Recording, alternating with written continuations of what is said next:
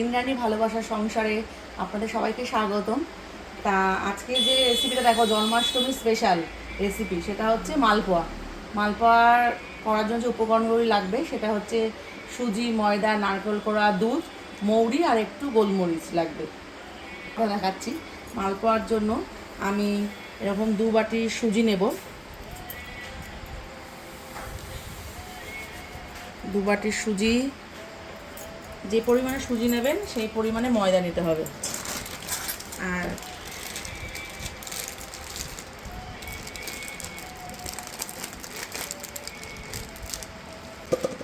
এখানে 1 বাটি ময়দা, আর হচ্ছে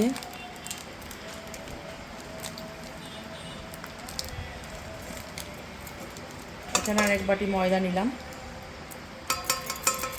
সুজি 2 কাপ ময়দা নিয়েছিলাম, আর তার হচ্ছে হাফ মানে 1 বাটি চিনি নিলাম এখানে।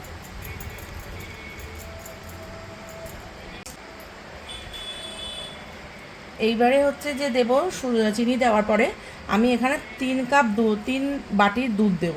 যে বাটির মাপে নিয়েছিলাম সুজি ময়দাগুলো, 1 বাটি দিলাম। তারপরে আবার আরেক বাটি দিচ্ছি। তারপর একটু ব্যাটারটা গুলে তারপর আরেক বাটি দেবো। ব্যাটারটা গুলে নিই।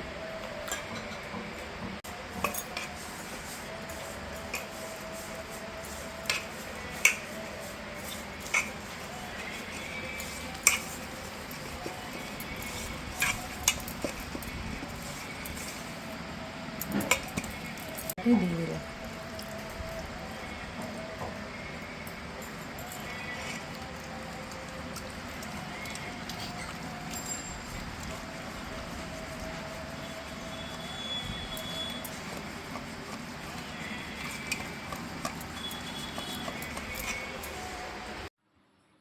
কড়াইতে ঘি দিয়ে নিলাম।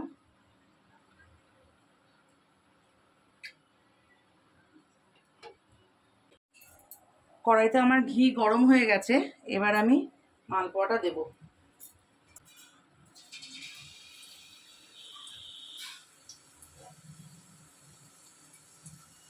আমি যেহেতু ঘিতে ভাজছি তার জন্য ঘিটা তো এতটা দেওয়া যাচ্ছে না।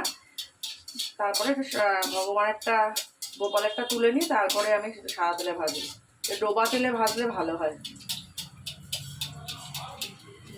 দেখুন তার মালপোয়াটা আমার কেমন ফুলেছে।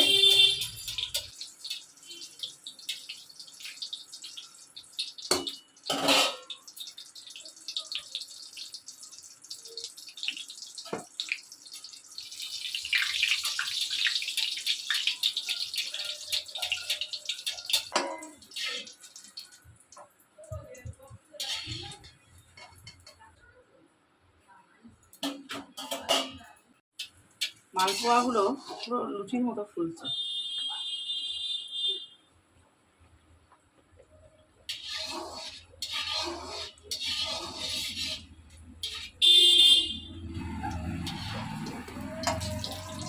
এই দেখুন